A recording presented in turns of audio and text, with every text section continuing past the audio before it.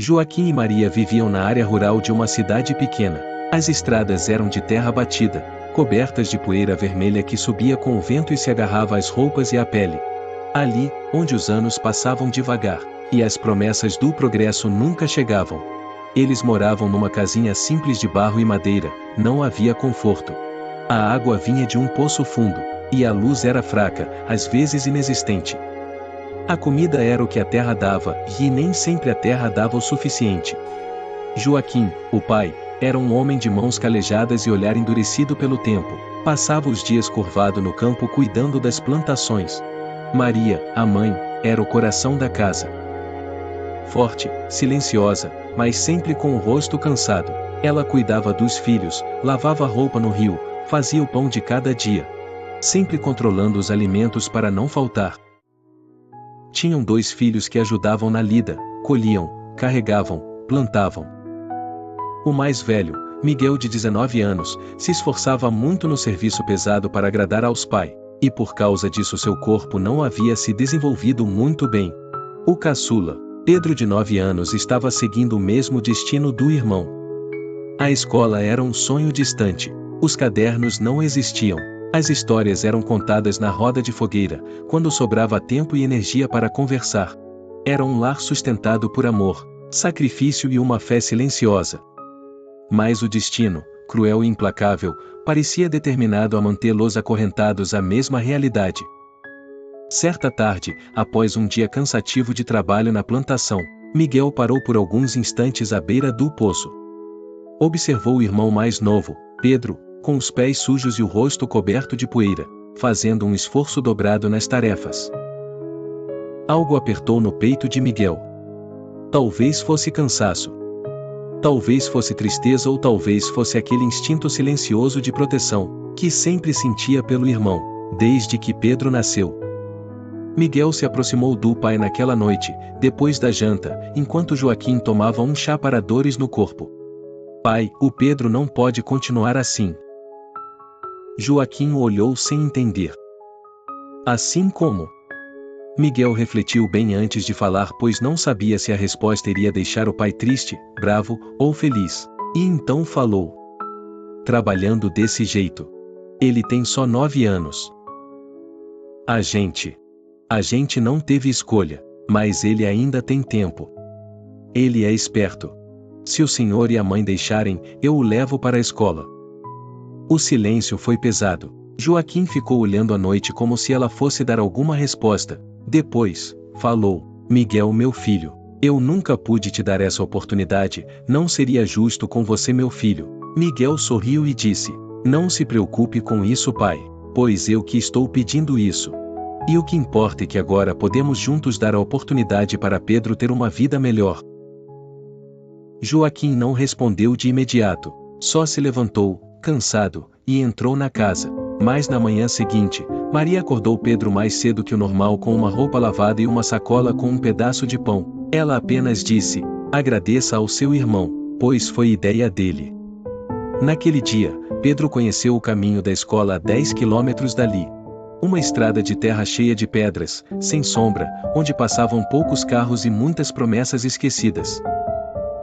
A escola não era como Pedro imaginava. Os outros meninos tinham mochilas, tênis, lápis coloridos. Pedro chegou com a roupa de sempre, e um caderno velho que Miguel havia encontrado no lixo da cidade vizinha. Sentou-se no fundo, com medo de ser notado. A professora se encantou com Pedro e o acolheu com muito carinho. Mas na ausência da professora as crianças riam dele. O chamavam de sujo, menino horrível, fedorento. Pedro já chegava na escola com fome. E na hora da merenda comia o que conseguia. E sempre levava um potinho, pois a moça da cozinha começou a separar um pouco para ele levar para casa. Miguel o esperava na volta e mesmo exausto do trabalho, ouvia Pedro contar cada detalhe do dia, como se ele próprio estivesse sentado naquela sala de aula. Pedro cresceu com o corpo marcado pela dureza da roça e a mente moldada pela persistência. Depois que saía da escola trabalhava ao lado do irmão. Muitas vezes Pedro pensou em desistir da escola, pois não tinha amigo, e tinha muita dificuldade para aprender e acompanhar os outros alunos. Mas quando via Miguel chegar suado e sorridente, perguntando como tinha sido a aula, tudo fazia sentido. Um dia, Pedro se encheu de coragem e disse: Miguel, por que você não vai comigo? Você ainda pode estudar também. Miguel apenas sorriu, aquele sorriso calmo, com os olhos carregados de cansaço. Eu estou estudando através de você, Pedro. Vai, e vai longe por nós dois. Aos 18 anos Pedro terminou o ensino médio. Era o primeiro da família a conseguir isso, mas não parou ali. Com a ajuda de uma professora que viu seu potencial, Pedro prestou o vestibular, e contra todas as expectativas, passou para engenharia civil em uma universidade pública da capital. A despedida foi silenciosa e cheia de emoção. Maria lhe entregou um cobertor e um terço e dizia para ele nunca deixar de orar a Deus. Joaquim apertou sua mão com força. Miguel, como sempre, só sorriu.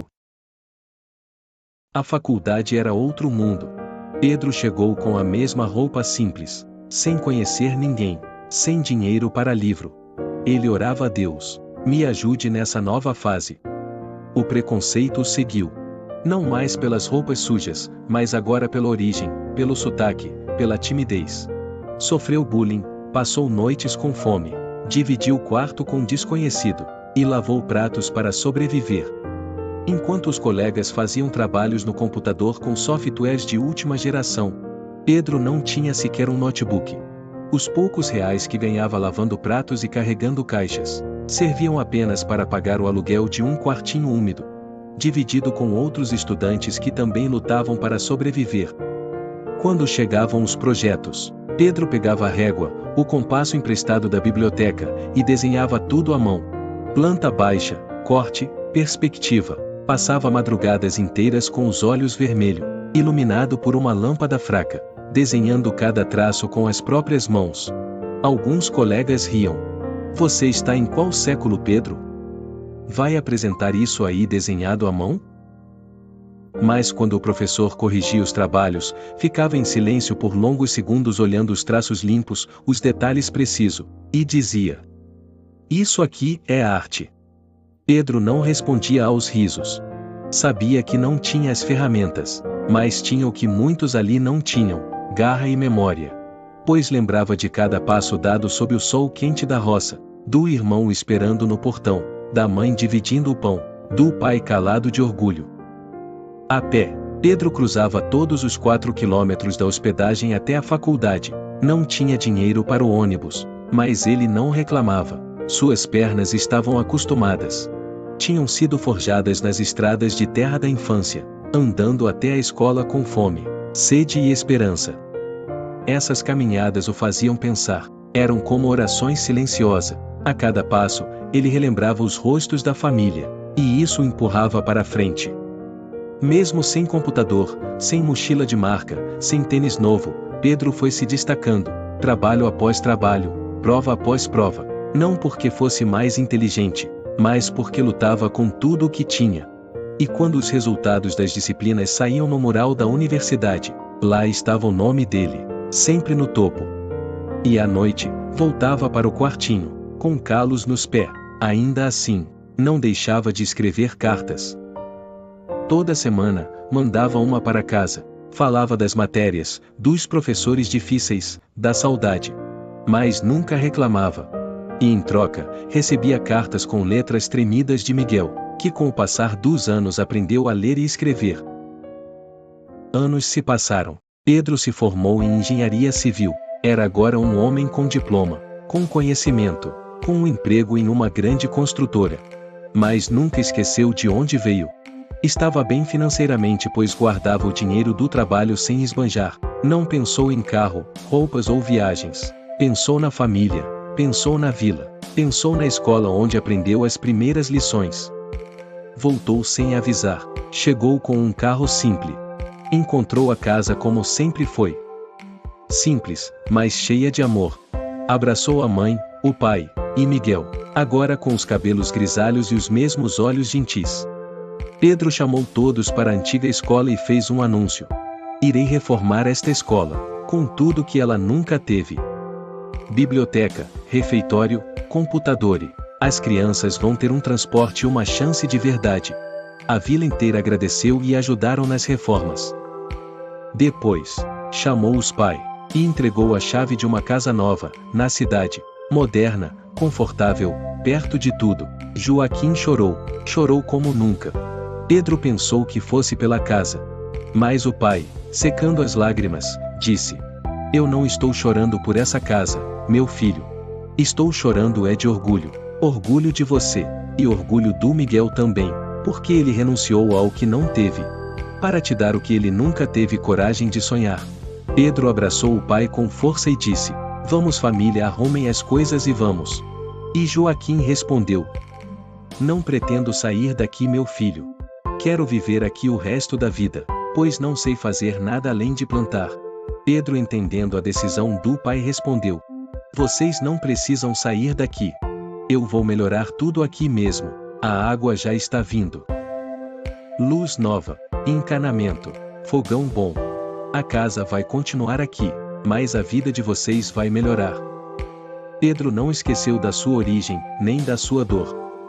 Transformou cada ferida em força e cada ofensa em degrau, e sabia que por trás da sua vitória sempre esteve Deus e sua família.